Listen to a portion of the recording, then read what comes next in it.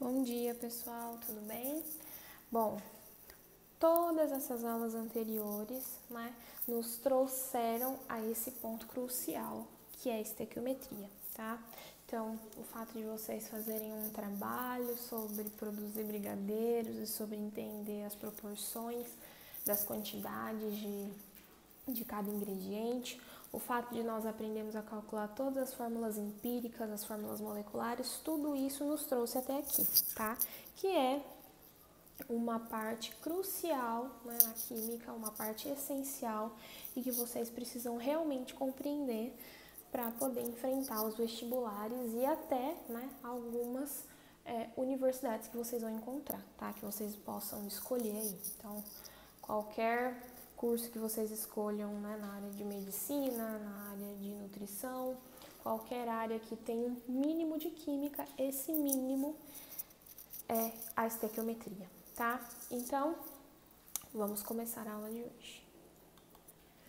Então, nós começamos a aula de estequiometria falando sobre o que é a estequiometria, Então, o que significa? Então, essa palavra tem origem grega, onde nós dividimos aí a parte inicial, estéquio, que vem do significado de partes mais simples e metrim de medida, Então, é a medida aí, em partes menores das composições mais complexas, principalmente as reações químicas, certo?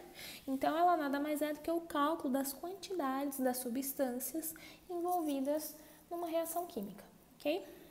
E para nós efetuarmos esses cálculos, nós devemos conhecer então as proporções existentes entre os elementos e as substâncias diferentes que envolvem aí essas reações. Não é à toa que nós começamos então pelo estudo das proporções definidas, da conservação das massas, que são relações proporcionais iniciais que foram observadas sobre as reações químicas. Então, aqui nós temos os coeficientes e a quantidade de substância em mol, tá? Então, nós começamos aqui com um exemplo, que é o mesmo exemplo de reação química que está presente lá na apostila de vocês, que é a reação de obtenção da amônia. Então, o gás nitrogênio reagindo com gás hidrogênio para formar o gás amônia, que é NH3, ok? Então, para que isso aconteça, não basta nós misturarmos lá nitrogênio e hidrogênio formou amônia. Para eu saber exatamente a quantidade de amônia formada ou se eu consigo reagir os meus reagentes para formar tudo de produto, é necessário que nós saibamos as proporções com que essa reação se combina, tá? Os elementos, as substâncias, eles não se combinam de forma aleatória. Na verdade, eles seguem uma ordem característica de cada elemento ou substância e uma determinada quantidade, uma determinada proporção definida, tá? Então, nós temos aí, que no caso, da reação de obtenção da amônia, se nós estivermos falando aí de moléculas, quer dizer que uma molécula, aqui, reage, uma molécula de N2 reage com 3 moléculas de H2, formando, então, 2 moléculas de NH3, certo? Se nós estivermos falando de quantidades maiores, se eu quero saber quantas moléculas em relação a 1 mol se combinam para formar em mols de substância, então nós dizemos que é só multiplicarmos a quantidade de moléculas envolvidas pelo número de Avogadro, que é a quantidade de moléculas presente em 1 mol, e nós vamos ter a quantidade de moléculas presentes dentro de 1 mol de cada uma dessas substâncias, tá? Então, fazendo as devidas multiplicações, nós teríamos, que 1 vezes 6 vezes 10 elevado a 23 moléculas de N2 reagiriam com 3 vezes 6 vezes 10 a 23 moléculas de H2 e formariam, então, 2 vezes 6 vezes 10 elevado a 23 moléculas de NH3.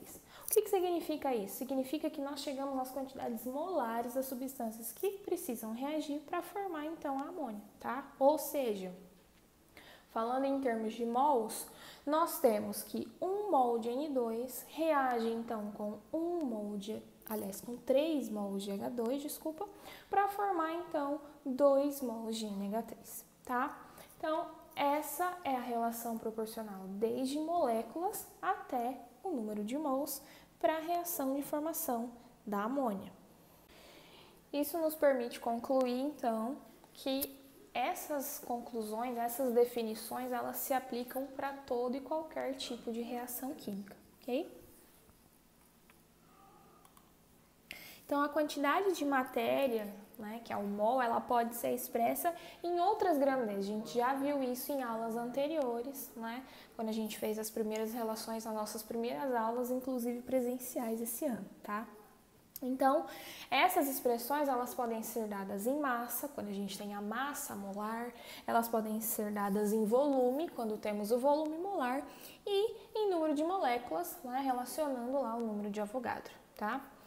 Então, só lembrando aí que a massa molar, né, corresponde à massa de 1 mol da substância, então é só transformar, né, na prática a massa que a gente vê lá do elemento ou da somatória dos elementos que compõem a substância na tabela periódica em gramas, tá? O volume molar, ele nas condições normais de temperatura e pressão vai ser sempre 22,4 litros por mol. E o número de moléculas, para cada 1 mol nós temos sempre 6,0 ou 6,02, depende da precisão utilizada, vezes 10 a 23 moléculas. Sendo assim, então, nós podemos fazer um pequeno resumo, né? Então, nesse resumo, nós temos que nós podemos fazer uma interpretação dessas representações em diferentes unidades, grandezas, né? Então, nós temos aqui, na interpretação molecular, cadê o mouse? Aqui. Na interpretação molecular, nós temos que uma molécula de N2 com 3 de H2 formam 2 moléculas de NH3. Agora, na interpretação em mol, né, considerando aí essa quantidade de moléculas presentes em mols, nós temos que 1 mol de N2 reagem com 3 mols de H2, formando 2 mols de NH3. E na interpretação em massa, nós precisamos calcular então as massas molares de cada uma dessas substâncias, tá? Então, nós temos que a massa molar do N2 é de 28 gramas, ou seja, 1 mol tem 28 gramas. A massa molar do H2 é de 2 gramas, mas como nós temos 3 H2, então nós temos 6 gramas, formando então a massa molar de NH3, que dá um total de 34 gramas. Lembrando, ó, que é resultado, né, pela lei da conservação das massas, somatória dessas massas dos reagentes, é igual a 34. E o volume? No volume, nós temos que 1 mol de N2 corresponde a 22,4 litros, então 3 mols de H2 é 3 vezes esse volume e 2 mols de NH3, 2 vezes o volume de 22,4, tá? Resultando em 44,8 litros por mol. Então, aqui nós vamos aplicar essas relações proporcionais, né, em alguns exemplos para melhor compreensão e para verificar que a gente consegue obter aí uma avaliação quantitativa das reações químicas. O que isso significa? Isso significa que a gente consegue obter o quanto de cada reagente ou cada produto é envolvido na reação, tá? Quando vocês ouvirem falar de avaliações qualitativas, vocês só vão se preocupar com o que foi formado, né, ou o que foi reagido, tá? Agora, quando for quantitativo, a gente sempre vai estar falando de valores, ok? Então, começamos aqui, ó, com o exemplo da reação ainda da amônia, do NH3, desculpa, onde o N2 reagiu com H2 para formar NH3. Então, o primeiro exemplo, ele pede para calcular o número de mols da amônia produzido numa reação em que 5 mols de NH2, aliás, 5 mols de N2 com quantidade suficiente de gás hidrogênio foram reagidos para formar, então, o NH3, tá? Ou seja, com 5 mols de N2, que é o que a gente observa aqui, ó, quanto de NH3 é formado, certo? Então, respeitando a relação proporcional, nós aplicamos uma regra de 3 simples para saber o quanto de NH3 é produzido. Então, fazendo uns determinados cálculos, multiplicação cruz, muito simples, nós chegamos numa relação proporcional de 10 mols de NH3 produzidos. Num outro exemplo, nós temos aqui que determinar a massa agora da amônia produzida em relação aí aos 5 mols de gás nitrogênio, que foi o item do exemplo anterior, tá? Então, para determinar a massa da amônia produzida, nós já temos as quantidades, de mols que cada uma dessas substâncias foram reagidas. Nós podemos ou utilizar a quantidade de mols que nós acabamos de calcular, que foi de 10 mols, para obtenção da massa de NH3 em 10 mols de substância. Ou nós podemos fazer o cálculo direto aqui, como o nosso exemplo já faz. Então, nós sabemos que 1 mol de NH2, 1 mol de N2, se combina com um H2 para formar 2 mols de NH3. Ou seja, 1 mol de N2 formam o que corresponde à massa de 2 mols de NH3. Cada mol de NH3, ou seja, cada molécula pesa 17 unidades, 17 unidades, ou seja, 2 moléculas vão pesar 2 vezes 17 unidades, tá? Então, cada mol de NH3 vai pesar 17 gramas. Então, 2 vezes, relativo aí a 2 mols, 2 vezes 17 gramas pesam 2 mols de NH3. Então, se 1 mol de N2 produz 2 vezes 17 gramas, 5 mols vão produzir X. Então, fazendo as devidas multiplicações, mais uma vez, chegamos na massa aí de 170 gramas de NH3 que foram produzidos. No outro exemplo, nós já temos que calcular a massa da amônia produzida na reação de 140 gramas de gás nitrogênio. Então, aqui já nós não partimos da quantidade em mols, mas sim a quantidade em massa do NH2, tá? Percebe que todas as comparações estão sendo feitas em relação ao N2 e o NH3. Então, para essa comparação fica simples, Nós devemos lembrar que nós temos aqui 1 mol de N2 reagindo para formar 2 de NH3.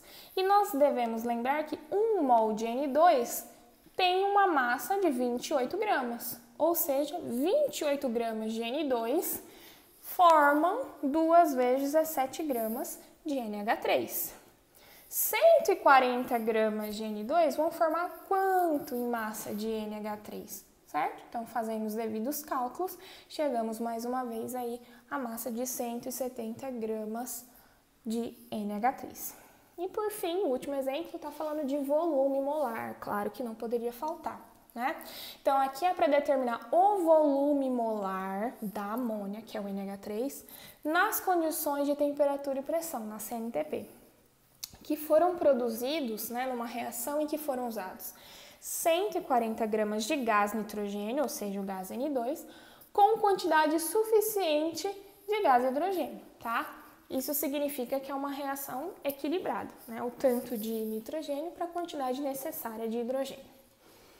Então, para nós determinarmos o volume da amônia, nós devemos lembrar da relação em que cada mol de gás, nas condições normais de temperatura e pressão, tem em seu volume 22,4 litros, tá? Então, como nós temos 2 mols de NH3, nós temos 2 vezes esse volume produzido, 2 vezes 22,4.